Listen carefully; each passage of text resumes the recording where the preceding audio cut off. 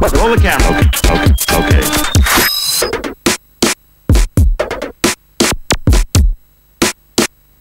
Good evening, ladies and gentlemen. Welcome to Super 12 News.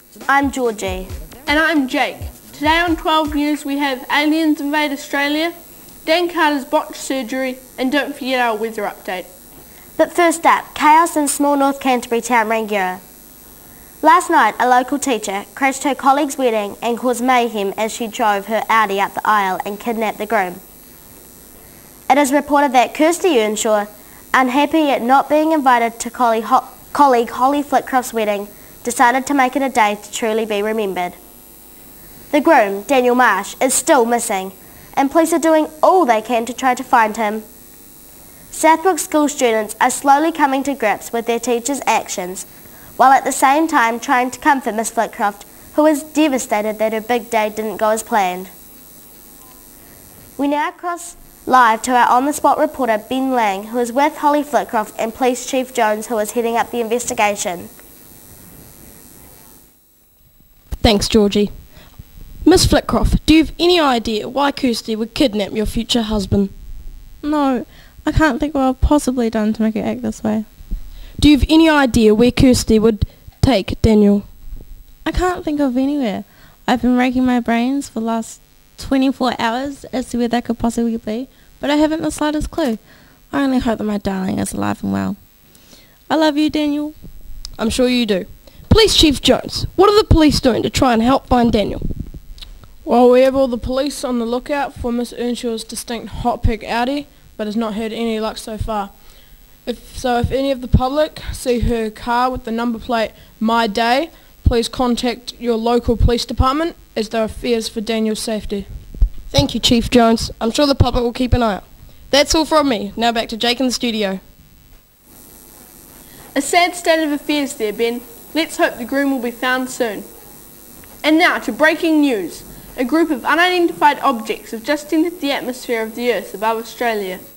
The UFOs are now in the process of destroying Parliament, and the Australian Air Force have been unsuccessful in their attempts to stop them. However, on the bright side, New Zealand's tourism has gone through the roof. Over a third of Australians have abandoned their country for greener pastures. The UFOs appear to be moving in a northwest flight pattern, and some are almost as far away as Darwin. The spacecrafts are using high-powered laser weapons to incinerate the main housings of government.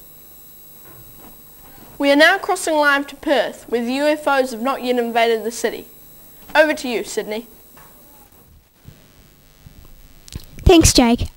I am now live with Mr. Prime Minister of... I can't do it. Can you cut? Prime Minister Mike Roggenberg, Prime Minister of Australia, and General Tom Smith, head of the AU Air Force. Mr. Roggenberg, what do we know about the UFOs? We believe they are large metal saucers. The spacecrafts are piloted by aliens. They are equipped with high-power laser weapons and are seemingly indestructible. That doesn't sound promising. So what is your evacuation plan for Australia? The main target seems to be the Parliament buildings, and the residential areas have not yet been attacked. As a precautionary measure, we have planes and boats leaving from all major cities on the hour. In general, what are you doing to eliminate the hostiles? Well, we've tried every weapon we've got except for nuclear ones. I want to nuke him, but the boss here says no. Okay then, one last thing. Have there been any fatalities? Only a few government workers, no real loss. Somehow I don't think their families would agree with you there, General. Thank you both for taking the time to update us on the situation. That's the latest from Australia. Now back to Georgie in the studio. Thanks, Sydney, for that fascinating interview. Our thoughts are with Australians at this unsettling time. And now for the sports news.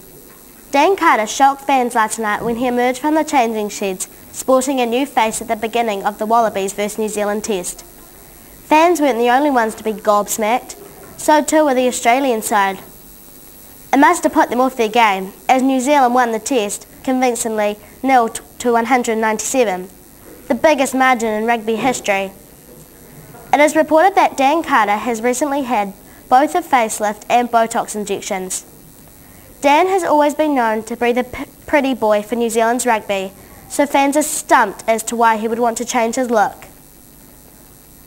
Bo Quinn is live with an exclusive interview with Dan Carter to find out more. Thank you, Georgie. I'm lucky enough to be here with the man of the moment, Dan Carter. Now, Dan, the question on everyone's lips is why on earth a guy known for his good looks get plastic surgery? I have always idolised Michael Jackson. I was devastated when he died last year, and I just wanted to feel that connection to him again. I thought that getting plastic surgery would help me get back that connection and make me look more like him. I didn't realise you were such a big Michael Jackson fan. I'm the biggest Michael Jackson fan. I grew up with his music as a kid, and his dance moves are really great, and they really help me gain confidence, and they're great on the rugby field. Watch.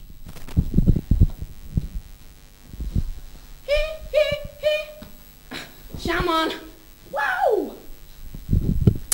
Right then, you recently got engaged to Honor Dillon. How does she feel about your new look? Well, at first Honor slammed the door in my face because she didn't recognise me. But now she's getting used to it. She is a huge Michael Jackson fan as well, and that is actually how we met, through the Michael Jackson fan page on Facebook. Well, you heard it here first. Now over to Ruby with the weather update. Thank you, Bo. Now let's take a look at tomorrow's weather across New Zealand. Beginning in the north, Auckland continues a dismal it deserves. Thick grey cloud with a wind chill down to a -5 degrees. Further down in Hamilton, weather takes a turn for the worst. Expect thunderstorms as loud as Jordan's stomach before dinner time. In the capital, expect sandstorms carried from Africa. I suggest you stay indoors if you don't want to get blown away.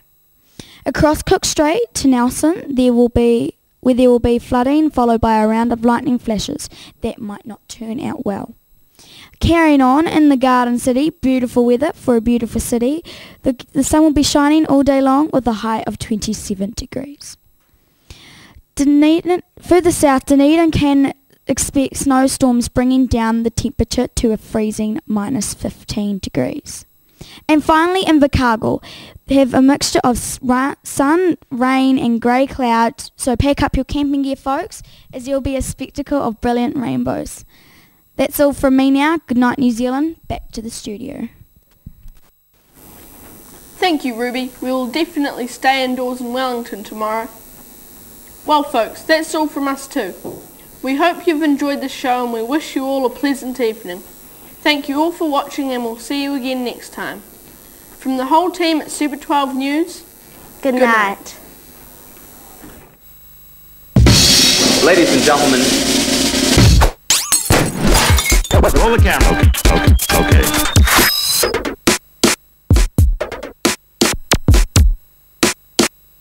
Good evening, ladies and gentlemen. Tonight we are featuring an interview with a very peculiar-looking gentleman. Scene 1, take 1.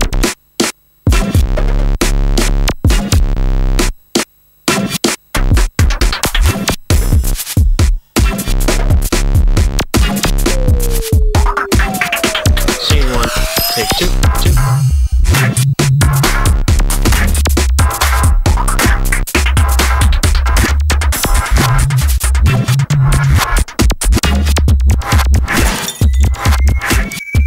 Take 2.